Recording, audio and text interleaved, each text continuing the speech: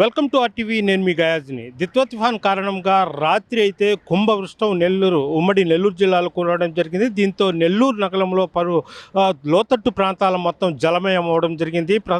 మనం చూస్తున్నాము అంటే భుజభుజ్ నెల్లూరు హైవే నుంచి ఇటు అయ్యప్ప గుడి వరకు భారీగా వరద నీటితో రోడ్ల మీద ఒక నదుల మాదిరిగా ప్రవహిస్తున్న దృశ్యాలు అయితే చూస్తున్నాం మనము. అయితే కనీసం వాహనదారులు కూడా వెళ్ళలేని పరిస్థితి. నెల్లూరు నగరం రోడ్ల మీద చాలా భయంకరంగా ఈ వరద నీరు చేయడం జరిగింది. రాత్రి నిన్న సాయంత్రము 7 గంటల నుంచి ఈరోజు తెల్లవారుజామున 4 గంటల వరకు వర్షం కురుస్తూనే ఉండడం, దీంతో Talapagiri colony, Bhagat Singh Nagar, tailors colony తదితర ప్రాంతాలు, లోతట్టు ప్రాంతాలు మొత్తం జలమయం అవ్వడం జరిగింది. మనం అయ్యప్ప గుడి నుంచి ఇటు భుజభుజ్ నెల్లూరు వరకు ఇదే పరిస్థితి. రోడ్డు కనీసం వాహనదారులు కూడా వెళ్ళలేని పరిస్థితి. బస్సులు కూడా నీళ్లలో నిలిచిపోయిన పరిస్థితి మనం చూస్తున్నాము.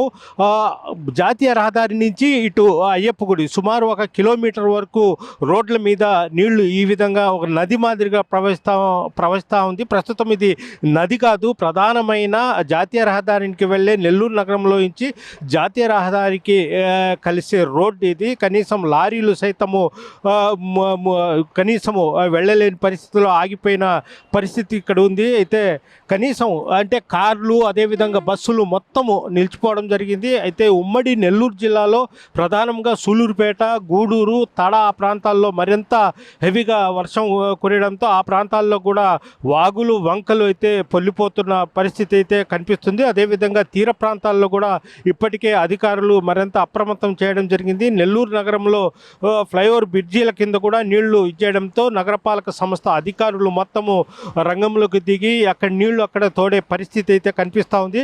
అయితే నెల్లూరు నగరం అయ్యప్ప గుడి నుంచి ఇటు భుజభుజ్ నెల్లూరు వరకు కొంత దూరం వరకు మాత్రము హెవీగా రోడ్ల మీద ఈ వరద నీరు ప్రవహిస్తూ ఉంది. అయితే ఇది రాత్రి నుంచి ప్రవహిస్తూ ఉంది. అయితే ఇది ఇంకా ఒక రోజంతా ఇదే పరిస్థితి ఉండవచ్చని కూడా అధికారులు అయితే అంచనా వేస్తూ ఉన్నారు. ప్రధానంగా ఉమ్మడి నెల్లూరు జిల్లాలో అయితే సోమేశ్వర జలాశయానికి దిగువ భాగంలో కొన్ని గ్రామాల్లో కూడా నీళ్లు రావడం జరిగింది. ఆ ప్రాంతాల్లో కూడా అధికారులు మరింత అప్రమత్తం చేయడం జరిగింది. ప్రధానంగా తలపగిరి కాలనీలో అయితే కొన్ని కాలనీల్లో కూడా నీళ్లు రావడంతో ఆ ప్రాంతాల్లో కూడా నగరపాలక సంస్థ అధికారులు అయితే ఎప్పటికప్పుడు నీళ్లు తోడే ప్రయత్నాలు అయితే చేస్తున్నారు. ప్రత్యేకంగా మోటార్లను కూడా ఏర్పాటు చేసి నీళ్లను తోడేస్తున్నారు. అదేవిధంగా నెల్లూరు రూరల్ ఎమ్మెల్యే కోటంరెడ్డి శ్రీధర్ రెడ్డి, అదేవిధంగా నెల్లూరు రూరల్ ఇన్ఛార్జిగా తెలుగుదేశం పార్టీ ఇన్ఛార్జిగా ఉన్న కోటంరెడ్డి గిరిధర్ రెడ్డి వాళ్ళ బృందం మొత్తము నీటి మునిగిన ప్రాంతాల్లో కూడా ఎప్పటికప్పుడు సహాయ చర్యలు కూడా చేపట్టడం జరుగుతుంది. మొత్తం మీద చూసుకుంటే గత 2-3 రోజుల నుంచి కురుస్తున్న భారీ వర్షాల కారణంగా నెల్లూరు నగరంలో కొంత భాగం వస్తే నీట మునిగిన పరిస్థితి అయితే మనకైతే కనిపిస్తుంది.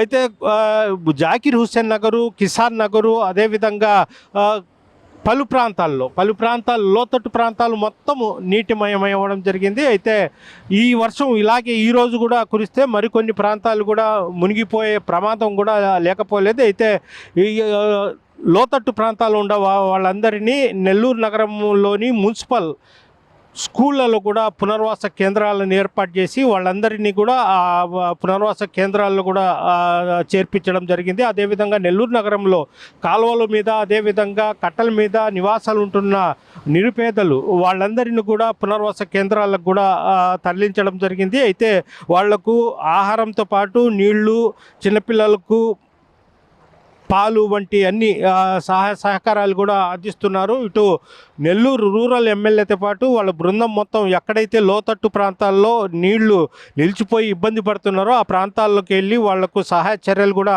చేపడుతున్న పరిస్థితి అయితే మనమైతే చూస్తున్నాం. ఇది ప్రధానంగా నెల్లూరు అయ్యప్ప గుడి నుంచి ఇటు జాతీయ రహదారి భుజభుజ్ నెల్లూరుకి వెళ్ళే జాతీయ రహదారి వరకు అయితే పూర్తిగా రోడ్ల మీద ఒక నదుల మాదిరిగా ప్రవహిస్తుంది.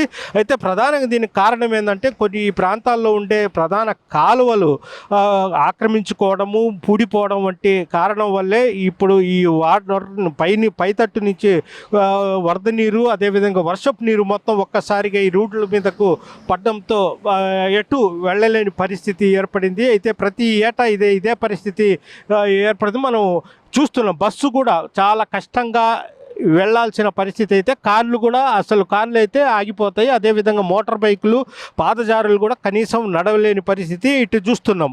అంటే చాలా చిన్నంగా రావాల్సిన సుమారు ఒక 2-3 అడుగుల లోతు నీరు ప్రవహిస్తున్న పరిస్థితి అయితే మనం చూస్తున్నాం. ఇది నెల్లూరు నగరంలోని పరిస్థితి. వీడియో తెలియని ప్రదీప్తో గయాజ్ RTV భుజుబు నెల్లూరు నుంచి. చరిత్ర సృష్టించినోడు ఇప్పుడు ఆ చరిత్రని తిరగరాయబోతున్నాడు. అబద్ధాల గోడల్ని బద్దలు కొట్టి నిజాలను రాగా మీ ముందుంచబోతున్నాడు. నిజమైన వార్తల కోసం వెంటనే డౌన్లోడ్ చేసుకోండి రా యాప్ని.